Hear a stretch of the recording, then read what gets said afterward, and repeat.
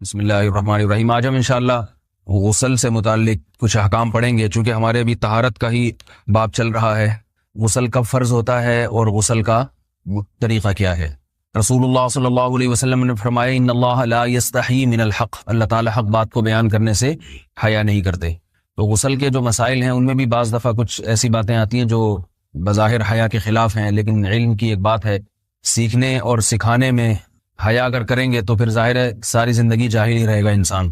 اور غسل کے مسائل سیکھنا اس لیے ضروری ہے کہ غسل جب فرض ہوتا ہے تو جب تک مکمل غسل نہ ہو آپ کی نماز ادا نہیں ہوتی۔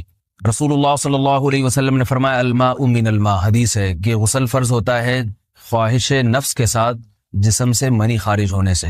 مرد پہ غسل کب فرض ہوگا؟ جب اس کے جسم سے شہوت کے ساتھ منی خارج ہو۔ منی بالکل سفید رنگ کی چیز ہے، ایک ہوتی ہے مزی۔ شہوت پیدا ہونے سے اگر کسی کے مرد یا عورت کے صرف رطوبت خارج ہونا شروع ہو گئی اس سے غسل فرض نہیں ہوتا۔ جب تک مکمل شہوت پوری نہیں ہو جاتی اور مادہ منویہ خارج نہیں ہو جاتا، چاہے احتلام کی صورت میں ہو یا کسی بھی طرح سے ہو۔ مردوں کے ساتھ چونکہ یہ بہت زیادہ ہوتا ہے، نائٹ فال کی صورت میں مردوں پر غسل کی یہ صورت بہت زیادہ فرض ہوتی ہے۔ جیسے ہی بلوغت ہوتی ہے تو احتلام شروع ہو جاتا ہے، ہفتے میں 1 دفعہ 2 دفعہ 3 دفعہ، بعض نوجوانوں کو روزانہ بھی 2 دفعہ ہوتا ہے، جبکہ خواتین میں یہ والے غسل کی صورت بہت ہی کم ہوتی ہے کہ ان کو نائٹ فال ہو یا اس طرح سے غسل فرض ہو۔ ہزاروں میں کسی ایک عورت کے ساتھ ایسا ہوتا ہے۔ ایک صورت تو یہ ہے غسل فرض ہونے کی۔ دوسری صورت کیا ہے کہ جب انسان اپنی زوجہ کے ساتھ ملاپ کرے اور انٹرکورس ہو جائے، چاہے اس صورت میں ڈسچارج دونوں میں سے کوئی ہو یا نہ ہو، لیکن دونوں پہ غسل فرض ہو جائے گا، مرد پہ بھی اور عورت پہ بھی۔ یہ تو مردوں کے غسل کے فرض ہونے کا ہے۔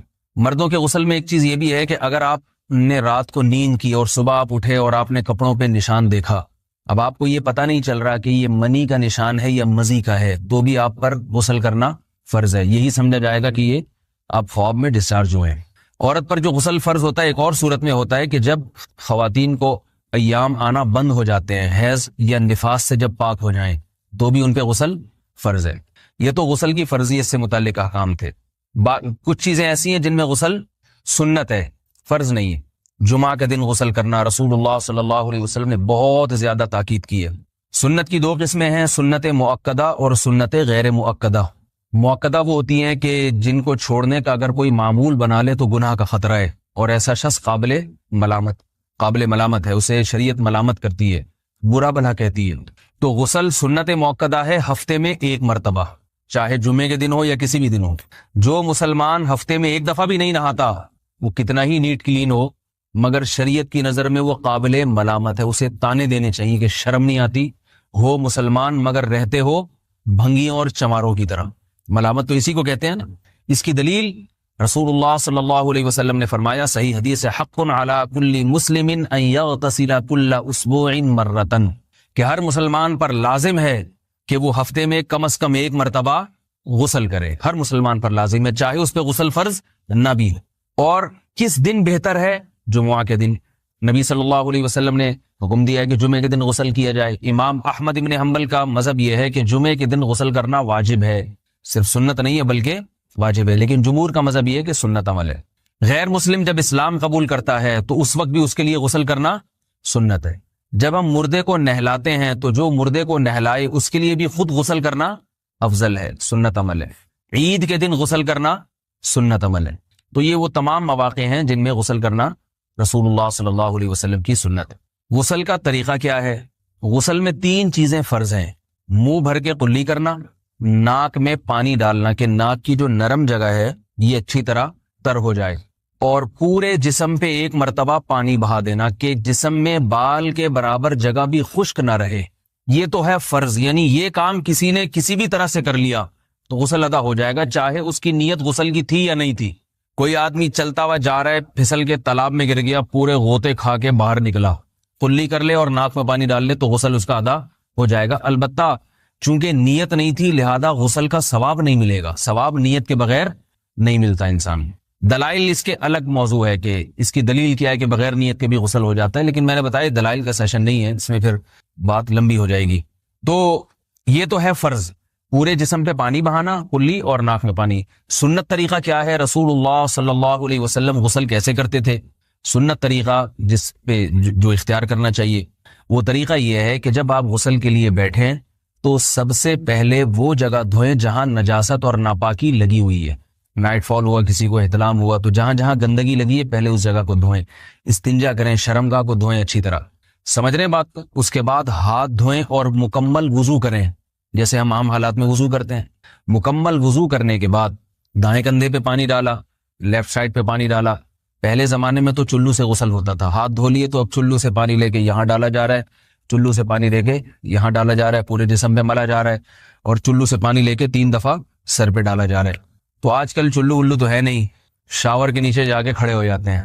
تو اس میں یہ کہ شاور کھولے اس میں کھڑے ہو جائیں, سارے چلو اس میں خود بخود ہی ہو جائیں گے, پورے جسم پہ پانی بہہ جائے گا.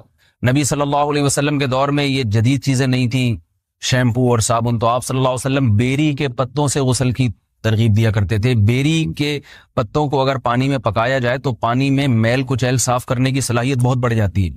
ہمارے زمانے میں اس تکلف کی ضرورت نہیں ہے, صابن ملتے ہیں اس سے نہایا کریں. بہرحال کہنے کا مقصد یہ آپ لوگوں سے, تو یہ سنت طریقے سے غسل ہو جائے گا آپ کا. سمجھ رہے ہیں بات کو؟ سب سے پہلے استنجا کیا, اس کے بعد وضو کر لیا, اس کے بعد غسل کر لیا. اگر کسی نے غسل میں وضو نہیں کیا اور ویسے ہی پورے جسم پہ پانی بہا دیا تو بھی اس کا وضو خود بخود ہو جائے گا. اس غسل سے وہ نماز پڑھ سکتا ہے, کیونکہ بعض لوگ غسل کرنے کے بعد دوبارہ وضو کر رہے ہوتے ہیں. اس کی ضرورت نہیں ہے, کیونکہ جب غسل کرتے ہیں تو وضو والے اعضاء تو خود بخود اس میں دھل جاتے ہیں. یہ ہے غسل کا طریقہ. وضو کیسے ٹوٹتا ہے؟ جن چیزوں سے غسل فرض ہوتا ہے ان چیزوں سے وضو تو بہرحال ٹوٹتا ہی ہے. اس کے علاوہ بھی وضو ٹوٹتا ہے. اس سے پچھلے لیکچر میں نے کچھ تفصیل بتائی تھی کہ نجاست جسم سے کہیں سے بھی خارج ہو جائے یا نجاست نکل کے بہہ پڑے.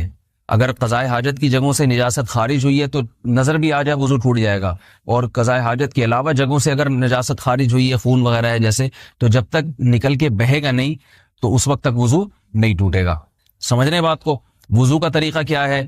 سب سے پہلے دونوں ہاتھوں کو دھویا جائے, 3 دفعہ کلی کی جائے, مسواک کی جائے, 3 دفعہ ناک میں پانی ڈالا جائے, پھر پورے چہرے کو پیشانی, یہ جو ہے جہاں سے پیشانی ہماری شروع ہو رہی ہے اور تھوڑی کے نیچے, تھوڑی جہاں ختم ہو رہی ہے, اور ایک کان کی لو سے دوسرے کان کی لو تک 4 اعضاء ہیں وضو میں دھونا فرض ہیں. 1 چہرہ, نمبر 2 بازو, نمبر 3 سر کا مسا, چوتھا ہی سر, اور نمبر 4 پاؤں کو دھونا.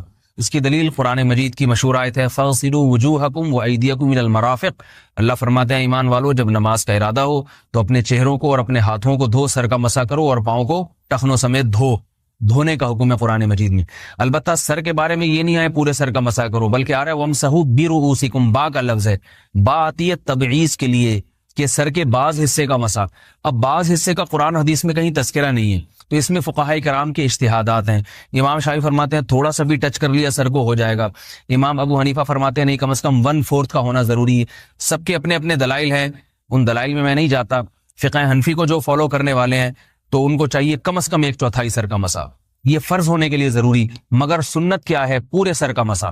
نبی صلی اللہ علیہ وسلم دونوں ہاتھوں کو بھگو کے پورے سر کا مسا کرتے تھے ایسے. سمجھ رہے بات کو؟ اور مسا کے جو یہ ٹیکنیکل طریقے ہیں کہ آپ یوں پہلے انگلی بنائیں, پھر یوں لے کر جائیں, پھر یوں گھما کے لائیں, پھر یوں, یہ ٹیکنیکل طریقے حدیث سے ثابت نہیں. مسا کا طریقہ کیا ہے؟ بھیگا ہوا ہاتھ لے کے ایسے پورے سر کو ہو گیا. پھر حدیث میں یہ بھی ہے کہ یوں لے جاؤ اور یہ بھی ہے کہ 2 واپس بھی لے کر آؤ, دونوں طرح سے ثابت. تو ایسے بھی کر سکتے ہیں کہ یوں لے جائیں, اور ایسے بھی کر سکتے ہیں لے کے جائیں اور پھر واپس بھی لے آئیں, دونوں طریقے جائز ہیں. لیکن کم از کم سنت اتنی ہے کہ پورے سر کا مسا ہونا چاہیے. بعض لوگوں کو شو مارنے کا شوق ہوتا ہے, اگر وہ واپس لائیں تو بال ان کے خراب ہو جاتے ہیں, کہتے ہیں یار یہ پھر مسئلہ خراب ہو جائے گا, تو پھر ایسے لوگ صرف یوں ہی لے جائیں کافی ہے. افضل تو یہ کہ یوں بھی لے جائیں, یوں بھی لے جائیں, دونوں طرح سے صحیح ہے. بہرحال دونوں حدیث سے ثابت ہیں. سمجھ رہے بات کو؟ اور یہاں ایک اہم مسئلہ بتا دوں, قرآن مجید نے پاؤں کو دھونے کا حکم دیا ہے, پاؤں پہ مسا کرنے کا حکم نہیں دیا. اور حدیث میں خفین پر مسا کرنے کا حکم ہے. تو قرآن اور حدیث کو فقہا نے جمع کیا ہے, لہذا وہ موزے جن میں آسانی سے پاؤں دھوئے جا سکتے ہیں ان میں چاروں ائمہ کے نزدیک پاؤں پہ مسا کرنا جائز نہیں. سعودی عرب میں جو بعض سلفی حضرات اور یہاں ہمارے ہاں بھی اہل حدیث حضرات نے عام موزوں پر بھی جو مسا کی ایک روایت ڈال دی ہے, اسلاف میں, تابعین, تبع تابعین میں اور چاروں ائمہ کے مذاہب میں اس کا ثبوت نہیں ملتا. اگر اسلاف میں کوئی قائل بھی ہے تو ایک شاذ قول, اکا دکا قول ملتا ہے, ورنہ یہ ائمہ اربعہ کے مذہب کے خلاف ہے. اور جو احادیث جو نقل ہوتی ہیں صحیح سند کے ساتھ ان کے بھی خلاف اور قرآن کی آیت کے بھی خلاف ہے. اس لیے کسی نے عام ساکس پہ اگر مسا کر لیا، جو عام طور پہ آفس پہن کے جاتے ہیں لوگ، اس میں تو پاؤں، آپ اگر ساکس کو پانی کے نیچے رکھیں پورا پاؤں دھل جائے گا آرام سے. تو وہاں کیا ہو رہا ہے کہ قرآن مجید کے حکم کی مخالفت لازم آ رہی ہے، آپ پاؤں دھو نہیں رہے. تو اس لیے ہم یہ سمجھتے ہیں کہ اس صورت میں نماز ادا نہیں ہوگی. سعودی عرب میں بعض سلفی حضرات نماز پڑھاتے ہیں، وہ ایسے ہی کرتے ہیں کہ عام ساکس پہ مسا کر کے نماز پڑھا لیتے ہیں. تو فتویٰ اسی پر ہے کہ ان کی اگر کسی کو یقین ہے کہ اس نے عام ساکس پہ مسا کر کے نماز پڑھائی ہے تو اس کے پیچھے نماز ادا نہیں ہوگی، کیونکہ قرآن کے مطابق اس کا وضو ہوا ہی نہیں ہے.